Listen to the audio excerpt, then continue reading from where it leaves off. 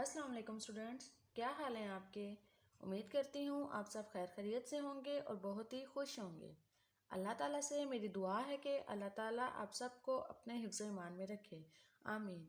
मैं हूँ आपकी टीचर जवेरिया साहब। आज मैं आपके लिए एक न्यू वीडियो लाई हूँ जिसमें हम एक्सरसाइज 1.2 करेंगे और कुछ प्रॉपर्टीज़ के बारे में पढ़ेंगे। वीडियो शुरू करने से पहले आपसे रिक्वेस्ट है कि आप मेरे चैनल को सब्सक्राइब करें और बेल आइकन को क्लिक करें ताकि मेरी रोज़ आने वाली न्यू वीडियो का नोटिफिकेशन सबसे पहले आपको मिले। अगर आपको मेरी वीडियो अच्छी लगे तो वीडियो को लाइक ज़रूर करें। अगर आपको किसी एक्सरसाइज या किसी टॉपिक में कोई प्रॉब्लम हो तो आप मुझसे कमेंट सेक्शन में रब्ता कर सकते हैं।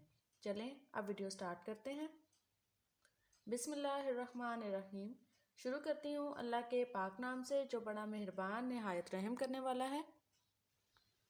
एक्सरसाइज 1.2 स्टार्ट करने से पहले मैं थोड़ा आपको रिकॉल करवा दूं कि हमने इस चैप्टर को स्टार्ट लेते हुए नंबर सिस्टम के बारे में क्या पढ़ा था।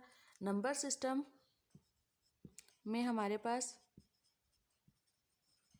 दो तरह के नंबर आ जाते हैं, जैसे कि एक आ जाता है real number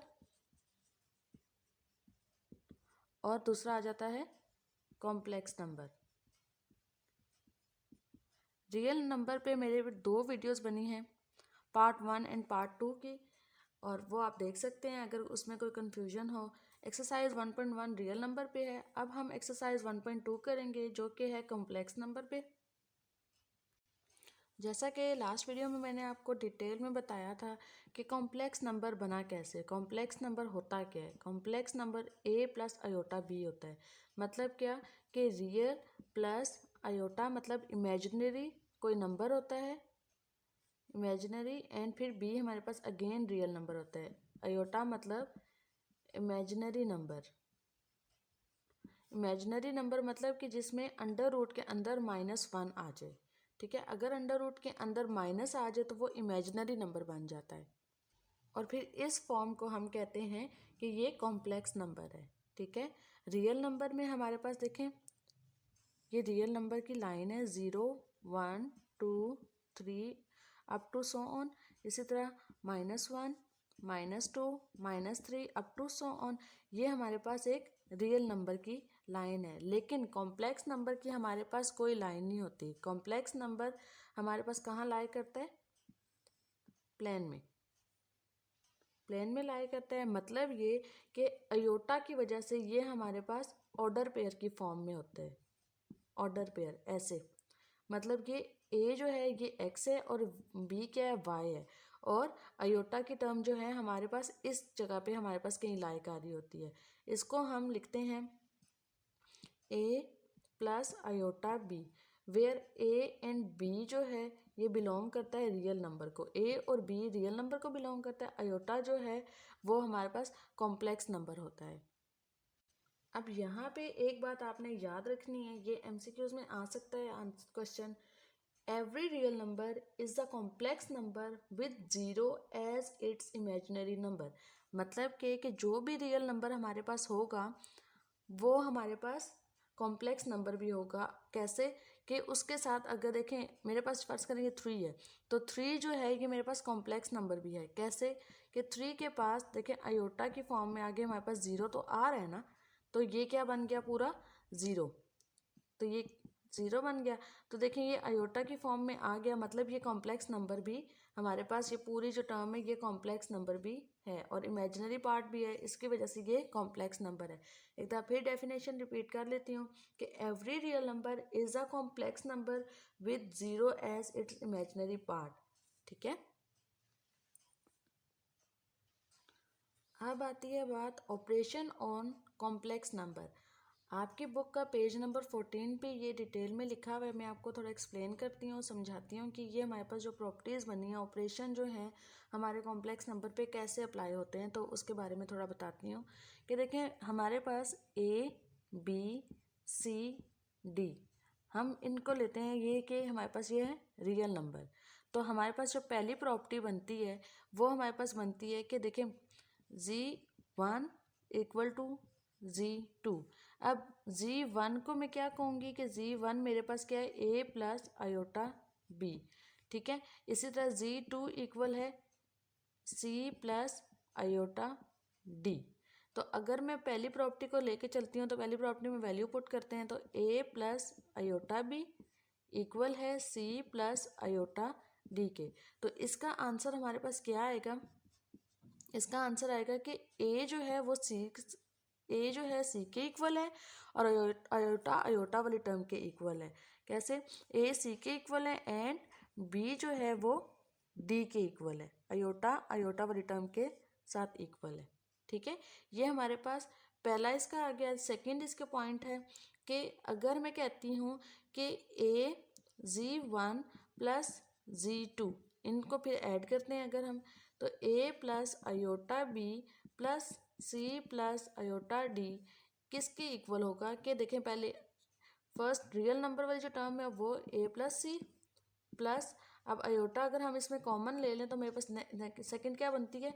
B plus D.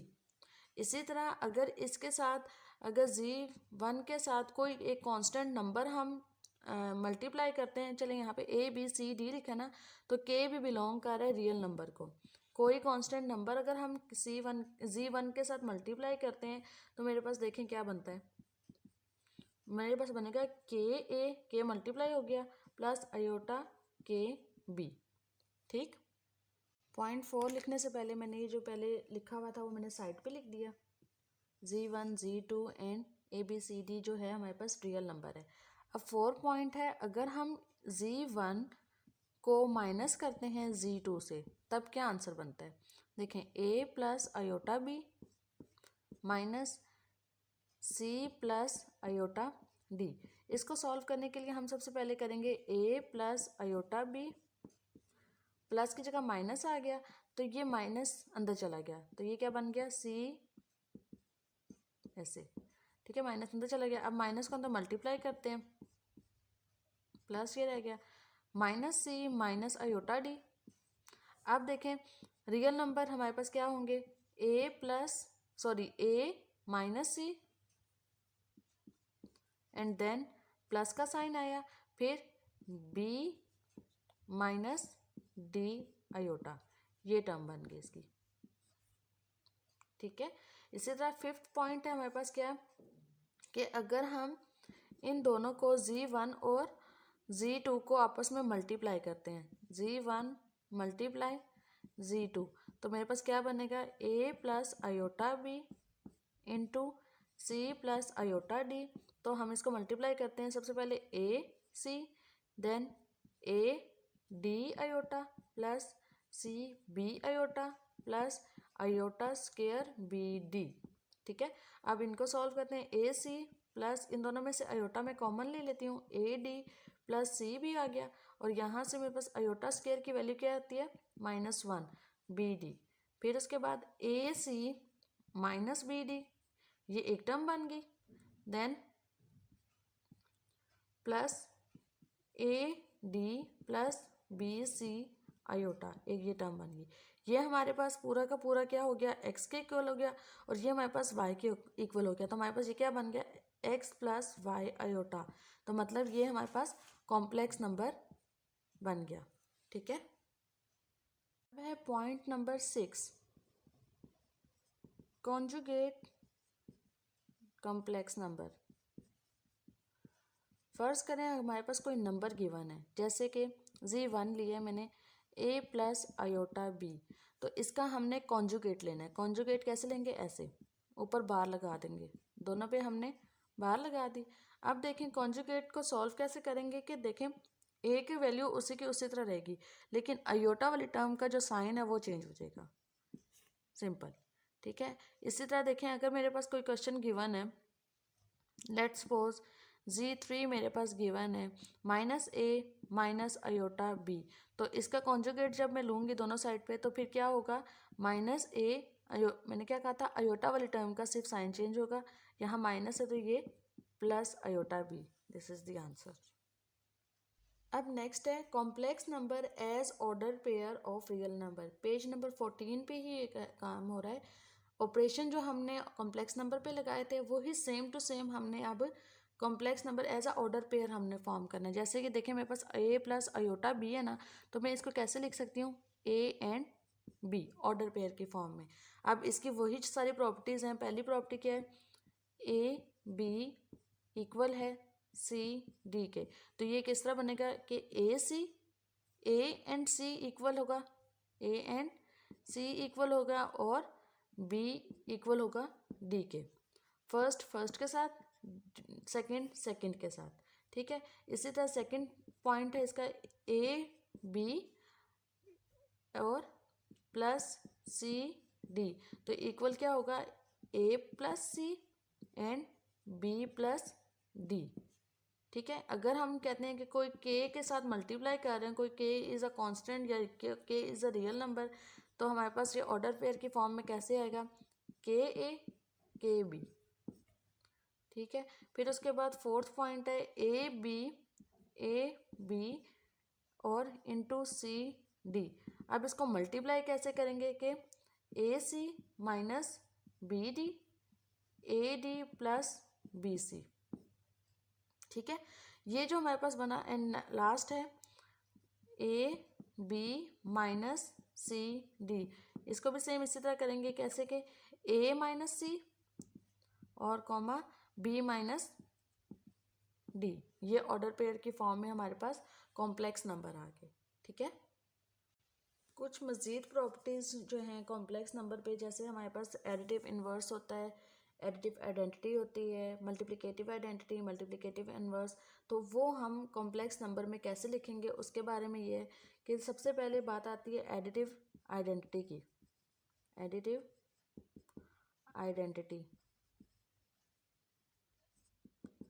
फिर उसके बाद बात आती है एडिटिव इन्वर्स की, कि कॉम्प्लेक्स नंबर में हमारे पास कैसे लिखा जाएगा, additive inverse, additive identity, additive inverse, multiplicative identity and multiplicative inverse. Additive identity हमारे पास ज़ीरो होती है।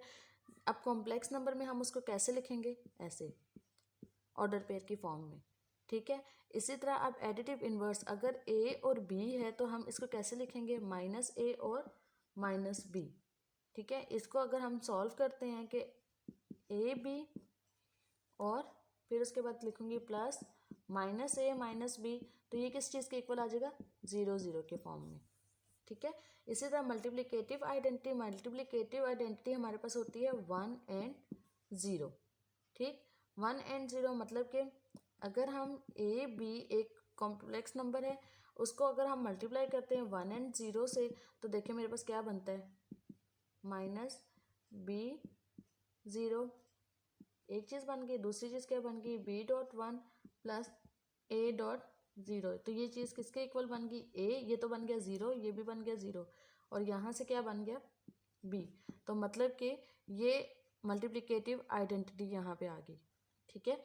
इसी तरह अब मल्टीप्लिकेटिव इन्वर्स की बात होती है। मल्टीप्लिकेटिव इन्वर्स का फॉर्मूला होता है A over A square plus B square and minus B A square plus B square. ये आपने याद रखना है मल्टीप्लिकेटिव इन्वर्स का फार्मूला, ठीक है। अब फिफ्थ जो प्रॉपर्टी है इसमें हमारे पास वो ये है कि अगर मैं ए बी एक कॉम्प्लेक्स नंबर है, उसको मैं मल्टीप्लाई करती हूँ सी डी और ई एफ, हमारे पास 3 कॉम्प्लेक्स नंबर दिए हुए, A B C D E F जो हैं ये रियल नंबर को बिलोंग कर रहे हैं, और इसके बीच में ऑपरेशन लगा रही हूँ प्लस माइनस का, तो इसका आंसर क्या आएगा, ए बी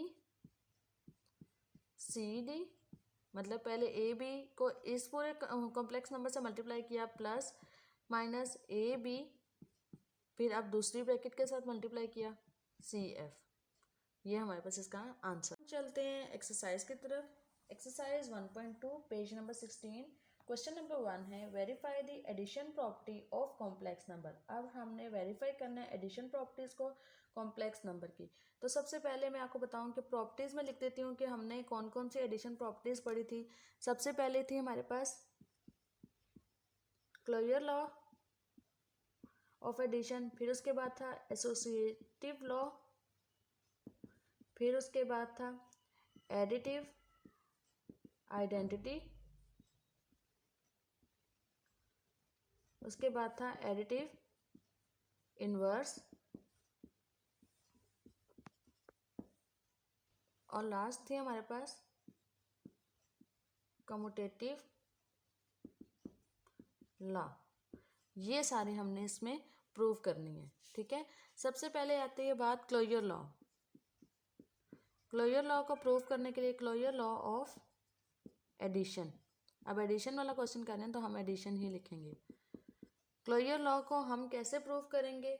सबसे कहा कि Z1 कॉम्प्लेक्स नंबर है और Z2 भी कॉम्प्लेक्स नंबर है। अगर मैं इन दोनों को ऐड करती हूँ Z1 प्लस Z2, अगर ये दोनों का आंसर जब आए ऐड करने के बाद वो भी कॉम्प्लेक्स नंबर हो तो क्लोजर लॉ ऑफ एडिशन हमारे पास ये वाली प्रॉपर्टी इसकी होल्ड करती है।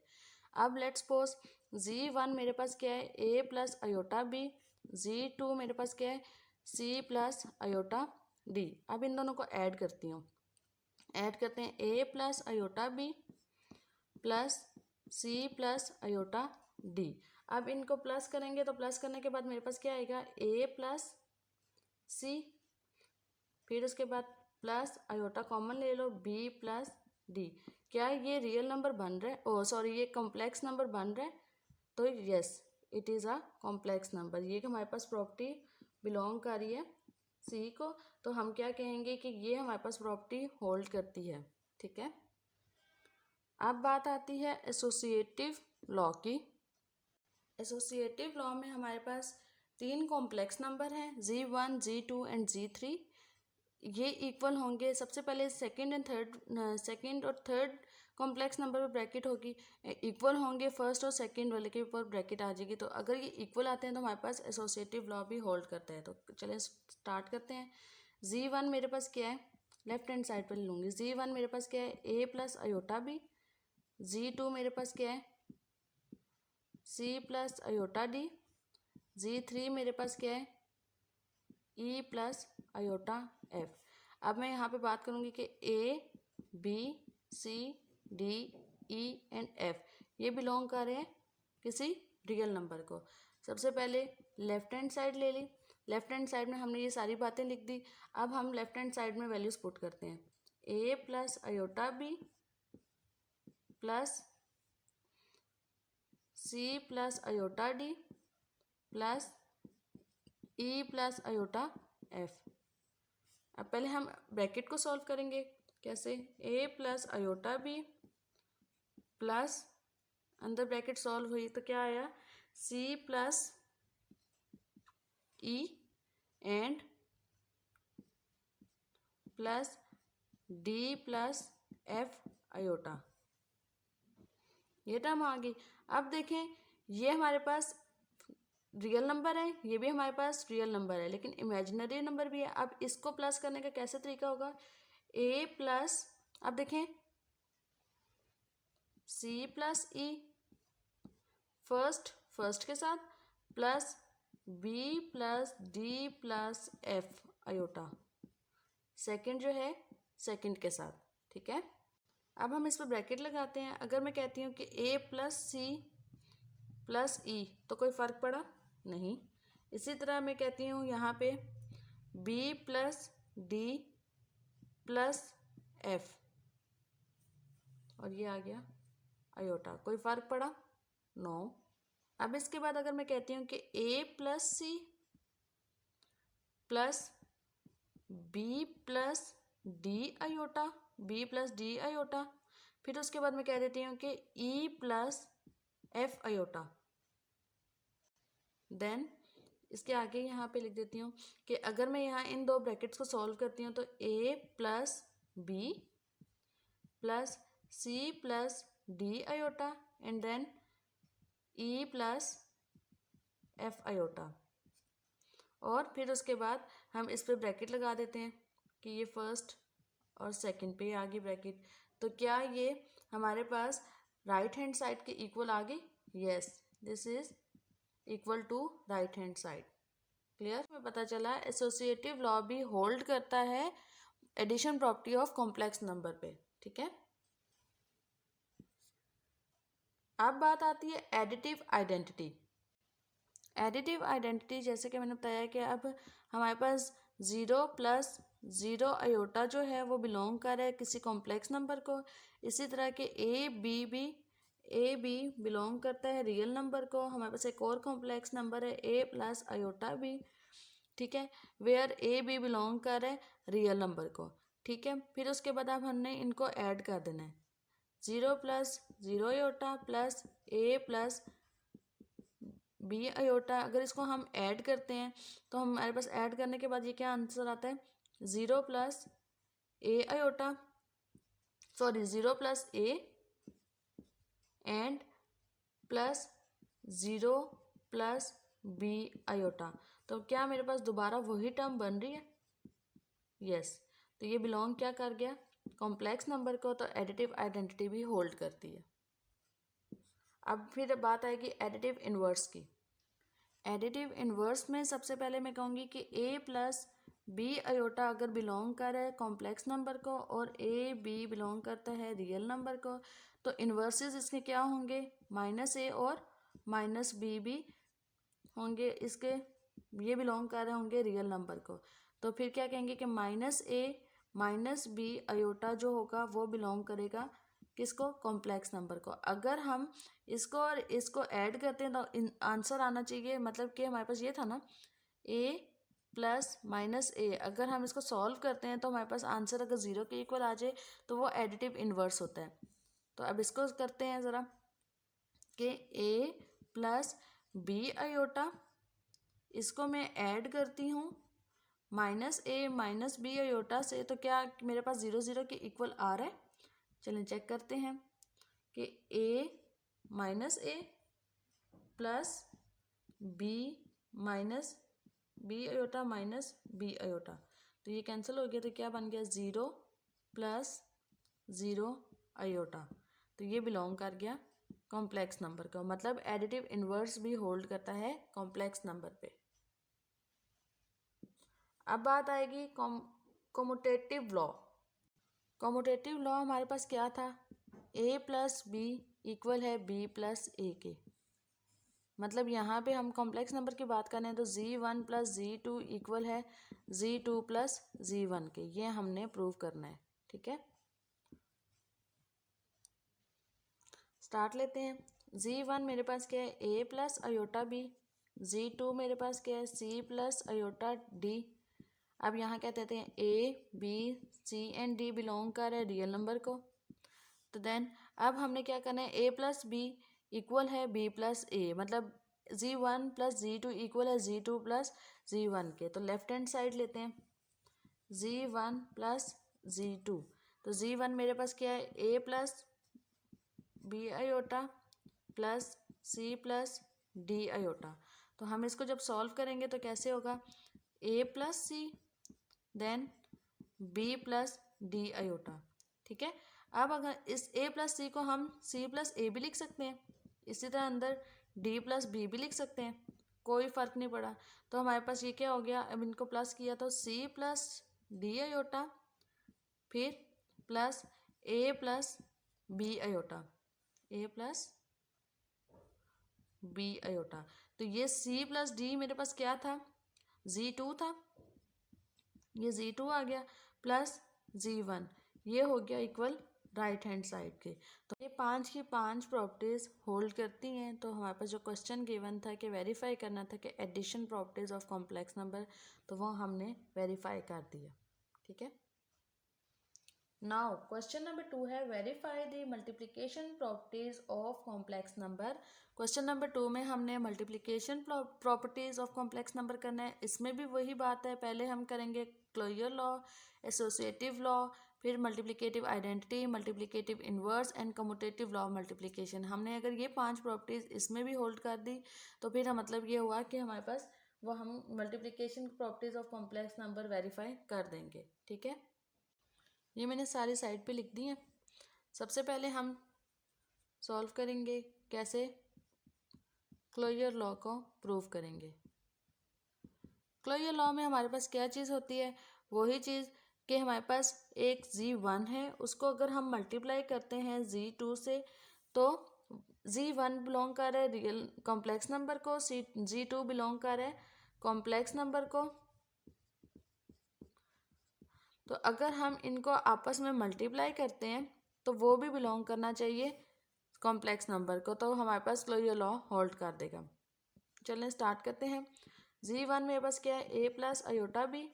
Z2 मेरे पास क्या है, a c plus iota d. अब इनको आपस में मल्टीप्लाई कर देते हैं। A plus iota b into C plus iota d, तो मल्टीप्लाई करेंगे तो क्या आंसर आता है, a c plus A d iota plus C b iota plus iota square and b d. तो मेरे पास क्या बन गया, ए सी, इन दोनों में से मैंने अयोटा कॉमन ले लिया और यहाँ से अयोटा स्क्वायर की वैल्यू -1 बी डी, तो a C minus B D plus A D plus C b iota. ये हमारे पास अगेन किसके इक्वल बन रही है, ये देखें, ये हमारे पास किसके इक्वल बन रही है, ये हमारे पास कॉम्प्लेक्स नंबर के इक्वल बन रही है। तो हमने कहा कि क्लोजर लॉ इधर होल्ड कर गया। नेक्स्ट है एसोसिएटिव लॉ। एसोसिएटिव लॉ में हमारे पास Z1, Z2 एंड Z3 तीनों बिलोंग करेंगे किसी कॉम्प्लेक्स नंबर को। इसमें हम Z1 इंटू Z2 फिर उसके बाद Z3, ये इक्वल आएगा Z1 Z2 into Z2 and Z3 के।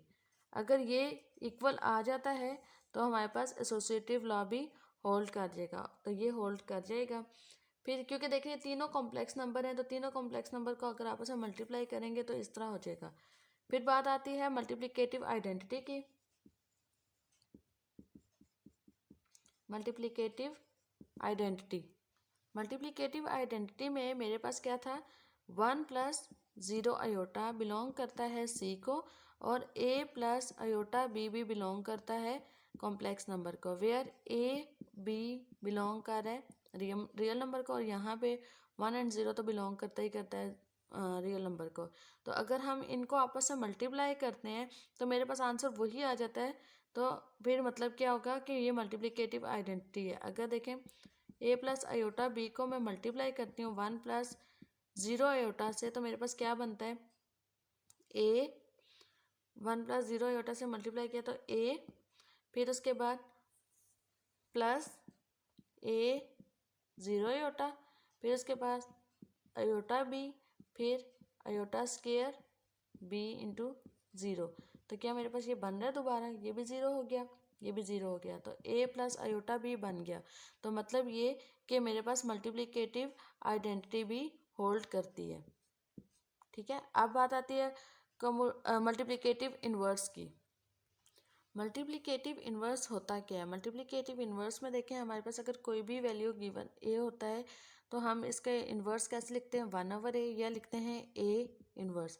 इसी तरह अब जी मेरे पास यहाँ पे कोई कॉम्प्लेक्स नंबर है, ठीक है, जी के अंदर मेरे पास क्या है, ए प्लस बी अयोटा, ये हमारे पास क्या है, कॉम्प्लेक्स नंबर है। ए और बी हमारे पास बिलोंग कर रहा है रियल नंबर को। अगर हम इनका ये जी कॉम्प्लेक्स नंबर है तो हम क्या करेंगे, 1/z निकालेंगे ना। तो इसी तरह अब मैंने यहाँ पे क्या कर दिया, ए प्लस बी अयोटा, इन्वर्स की बात हो रही है तो हम क्या कर देंगे, ए प्लस बी अयोटा कर देंगे।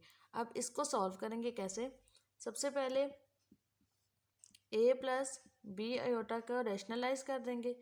अगर प्लस है तो मैं यहाँ पे माइनस के साथ करूँगी, माइनस और मल्टीप्लाई और माइनस के साथ डिवाइड कर दूंगी। तो इनको सॉल्व किया तो मेरे पास क्या आया, ए माइनस बी अयोटा, नीचे क्या आ गया, a square minus b iota square, यहाँ से क्या बन गया, ए माइनस बी अयोटा, तो a square minus b square iota square, then a minus b iota, a square minus b iota, iota square की वैल्यू क्या थी, -1, तो a minus b iota over A square plus B square, और फिर उसके बाद इसको यहाँ से ब्रेक कर देते हैं। तो ब्रेक किया तो मेरे पास क्या बन गया, a over A square plus B square and then minus b iota over A square plus B square. ये क्या, हमारे पास ये सारी चीज़ किस चीज़ को बिलोंग कर गई, कि ये कॉम्प्लेक्स नंबर है। इसको नेक्स्ट फॉर्म में हम कैसे लिख सकते हैं, a over A square plus B square comma order pair की फॉर्म में लिख रही हूँ, b/a² प्लस b²। ये पूरी जो होगी ऑर्डर पेयर की फॉर्म में, ये किसको बिलोंग करगी? कॉम्प्लेक्स नंबर को।